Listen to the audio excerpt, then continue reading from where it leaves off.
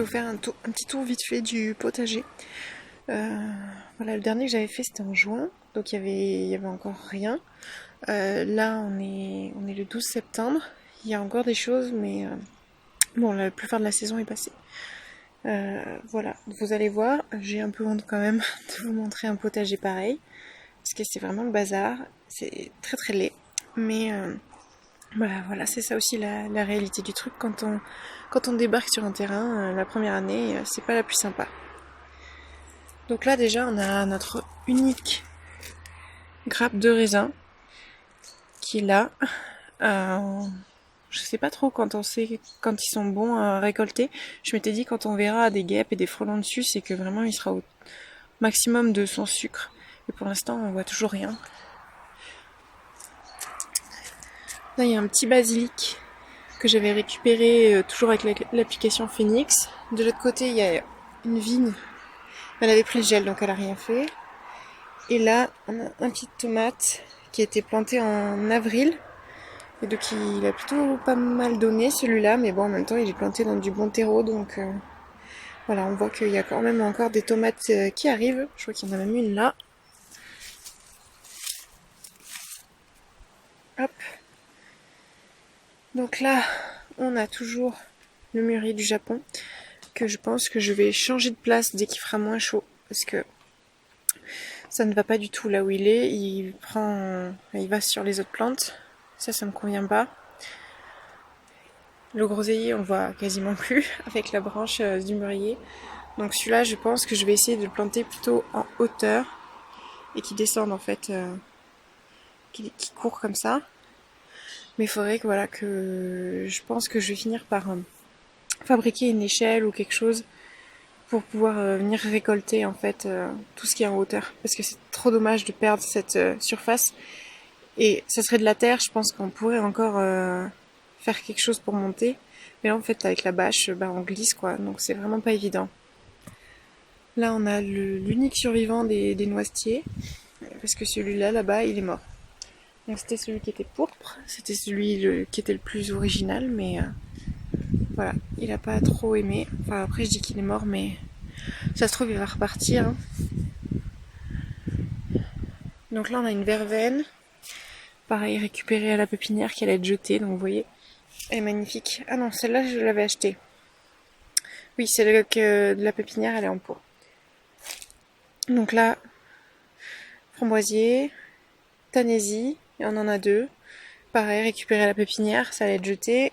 On avait lu que ça aimait pas les terres argileuses, donc on en avait plein d'autres que j'ai pas plantées en me disant bah de toute façon elles vont mourir. Et en fait, au final, ça se plaît vachement. Donc encore un framboisier. On a quelques petites framboises. C'est marrant parce que hier j'ai fait un tour, celles-là elles étaient pas du tout mûres et puis maintenant elles sont parfaites quoi.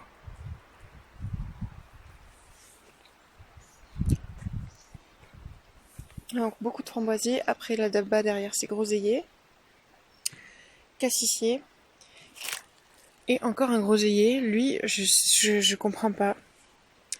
Bon les autres ils sont pas en forme, hein. Le feuillage est brûlé et tout, mais lui je comprends pas pourquoi il est aussi mal en point. On me refait des pousses donc c'est qu'il est pas mort, mais une catastrophe.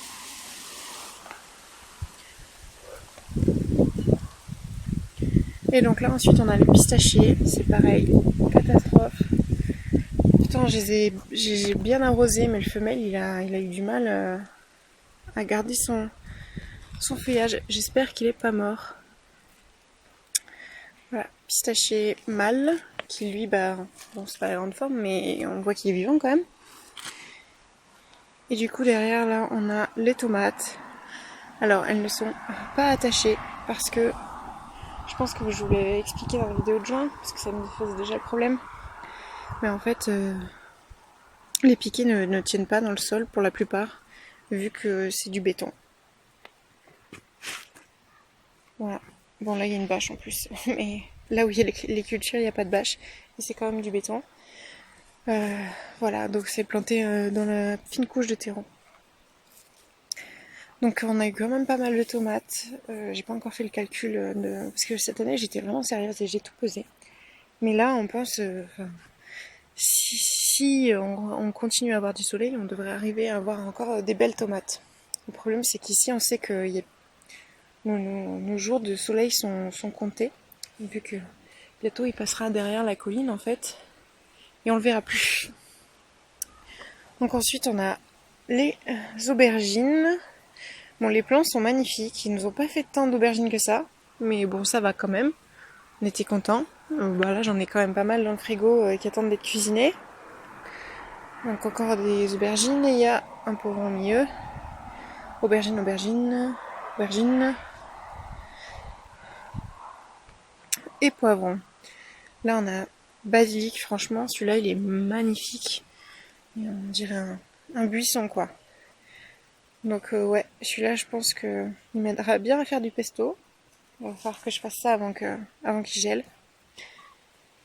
Là, on a un pied de haricot vert qui a poussé en fait spontanément. La graine devait être dans le terreau. Et il donne pas mal celui-là pour un pied unique. Il est vraiment gros. Bon, je pense que c'est parce que c'était une variété F1 de la pépinière. Là, on a les patates douces au milieu. Franchement, elles se plaisent bien. Elles vont jusque là. Donc c'est plutôt pas mal. J'espère que la récolte sera sympa. Ils font ça des deux côtés.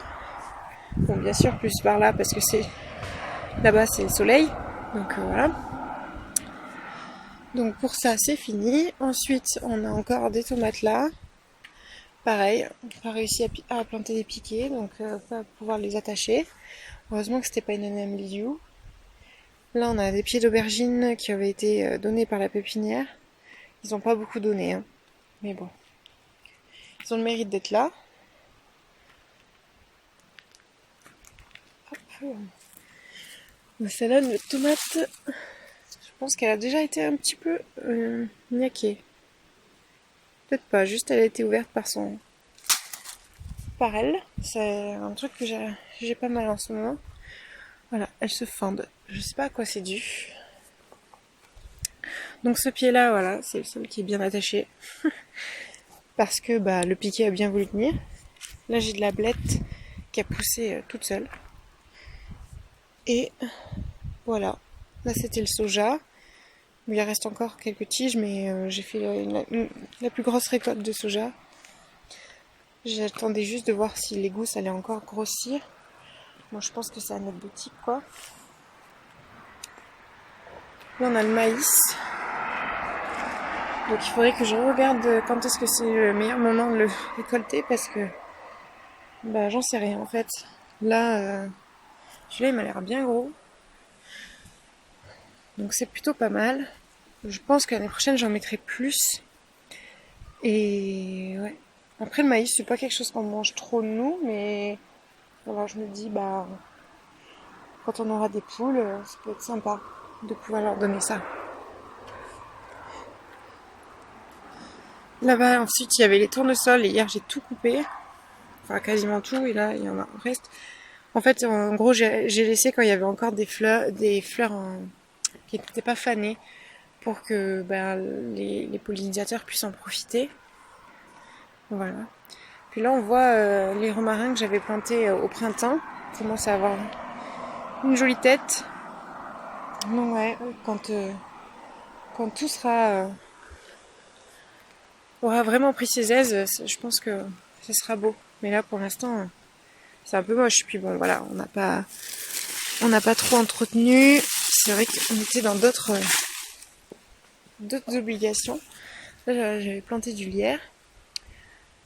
En fait, j'aimerais bien que le lierre il descende sur la bâche pour la recouvrir. Parce que bon, là-haut, de toute façon, on peut rien planter de comestible parce que on n'arrivera pas à l'attraper, quoi. Et puis, s'il arrive à un certain niveau où je peux attraper, je pourrais faire ma lessive avec.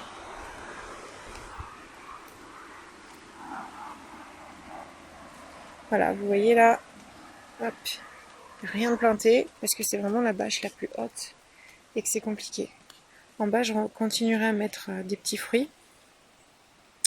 Et on fera pareil aussi au niveau de la clôture. En fait, tout ce gravier là, on va l'enlever. On essaye de le donner. pour, euh, pour avoir une zone de culture en plus en bas. Parce que de toute façon, on s'en fout qu'il y ait du gravier, cette zone, on s'en sert jamais, quoi. Vu que c'est fermé, on peut pas faire passer de voiture. Donc voilà, autant avoir une zone potagère en plus. Là voilà, c'est les nouvelles buttes que j'avais fait, mais voilà, je me retrouve, j'ai un surplus de terreau en fait que j'ai laissé là-bas et qui servira aussi à faire des buttes ici dans le même sens, puisque c'est ça qui était problématique avec le sens que j'avais choisi au départ. Bon, ça, vous voyez, ça, c'est pas à nous. Ça devait être aux anciens propriétaires. Et la pluie l'a fait remonter. Pour mettre du plastique dans son compost, c'est quand même un petit peu con. Donc là, on a encore une aubergine de la pépinière, mais qui nous donnera peut-être rien. Et là, on a des courges qui ont poussé spontanément. Et donc celle-là, c'était une courge de Nice. Parce que j'ai vu qu'elle faisait un petit fruit quelque part. Je vais essayer de le retrouver. Ah voilà, là. Hop. Donc ça, c'est vraiment le bon plan de cette année, c'est qu'on a planté des courges. Les courges qu'on a plantées ont quasiment rien donné. Mais celles qui ont poussé spontanément, bah, elles sont super. Donc là, c'est les haricots. Donc il y a des haricots, c'est plutôt pour les, les grains derrière. Et puis là, les haricots verts, quoi, on mange tout. Donc bon, c'est une toute petite planche, donc voilà, à chaque fois on a une petite poignée à manger, mais c'est sympa, ça agrémente. C'est mieux que rien. Ça change aussi des légumes habituels. Là on a le lin. Mais vous voyez, souvent elles sont vides. Ou les grains sont vraiment minuscules, ils ressemblent pas aux graines de lin que j'ai semées. Donc, comme dommage. Là en fait on avait les patates que j'ai récoltées. Et voilà, là maintenant, et du coup il n'y a plus rien. Le but en fait c'est que il n'y a plus rien sur ces planches pour pouvoir tout réorganiser. Celle-là, elle va rester, puisque quand il y aura une allée, par exemple là, hop, je peux marcher et accéder à ça. Mais voilà, il y aura 2 bandes de chaque côté et il y aura un petit machin au milieu, quoi. Voilà. Là-bas, c'est la fraiserie, la feu fraiserie, parce qu'il reste que quelques fraisiers qui ont survécu. Bon, forcément, il n'y avait pas d'eau, donc c'est les plus costauds qui ont résisté. L'année prochaine, cet hiver, on va essayer de faire un petit plat là pour pouvoir mettre des récupérateurs d'eau et peut-être essayer de mettre un système de goutte à goutte parce que là c'est vraiment compliqué d'arroser en fait une pente. Il y a tout qui se barre, surtout avec le plastique, ça ruisselle. Voilà. Donc là c'était quoi, les fèves. Donc j'ai même enlevé le bois, c'est ce qu'on voyait sur la butte. Voilà, en attendant de pouvoir tout changer. Donc voilà pour ce coin-là. Et maintenant on va monter, mais je vous dis, si là déjà vous avez peur, c'est encore pire en haut. Et voilà. Moi ici, en fait on a planté directement dans la terre, sans apport, rien. Donc ça a un peu du mal. Voilà, les courges et les courgettes ont quasiment rien donné. Et les tomates, à peine quoi. Là c'est les grosses, vous voyez, elles ont du mal à rougir. C'est pas fou. C'est dommage parce que bon, elles sont là, mais c'est surtout les cerises qu'on marche ici. Voilà, puis du coup, la fougère, la ronce, tout en fait, les végétaux de la forêt essayent de regagner du terrain, donc c'est compliqué. C'est pour ça que là, je pense que je me suis décidée, je vais faire des murs en pierre à ce niveau-là pour empêcher en fait la végétation de repousser, pour retenir la terre. Enfin bref, faire un beau truc quoi. Au début, je vais faire du bois, mais parce que ça allait être plus simple. Donc voilà, au final, on va. Enfin, le but c'est quand même qu'on vive là longtemps, donc autant faire les choses bien d'un coup. Voilà, là, celui-là, il m'a donné pas mal de tomates cerises, mais c'est une variété que j'aime beaucoup. Je me souviens plus de son nom, mais vraiment, vraiment très très productive. Hop, ça c'est, voilà. Les Green Zebra, normalement, c'est quand même beaucoup plus gros. On se retrouve avec une tomate cocktail limite. Voilà, donc c'est le bazar. Là aussi, il n'y a aucun piqué qui a tenu. Euh, on a de la patate douce au milieu. Bon, on verra ce que ça donne. Mais voilà, pour l'instant, j'ai pas beaucoup d'espoir. Et on verra au moment de la récolte. Et là-bas, en haut, j'avais 2 ou 3 plants de tomates que j'avais plantées là parce que j'avais plus de place. Et qui se débrouillent assez bien pour être pas du tout... je les avais oubliés en fait, je les ai jamais arrosés. Donc ouais, ils se débrouillent plutôt pas mal. Là, voilà, c'est tout le bazar. Et là, on a la dernière marche qu'on a faite où ça commence à être dur puisqu'on a la roche. Voilà. Donc là, c'est pareil. On attend qu'il y ait plus de risque d'incendie, tout ça. Bon, après, avec une électrique, ça devrait aller, mais voilà, on va aller tout recouper. Et là, faut vraiment y aller à fond. Je pense que je vais arrêter de faire des terrasses.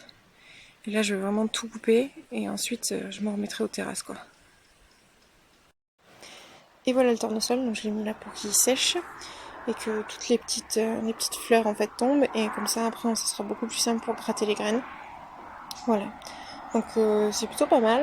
Là les grosses têtes, c'est vraiment bien. Le problème c'est que du coup j'avais utilisé un sachet de mix Cocopelli, donc il n'y a aucune même variété.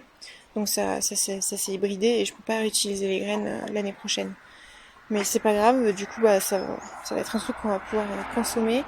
Et puis je vais voir les descriptions qu'il y avait sur le paquet pour essayer de retrouver les variétés, les différentes variétés, essayer de trouver qui est quoi. Et puis bah, choisir selon ce qui m'a le plus plu, ce qui a le mieux marché. Voilà, pour l'année prochaine.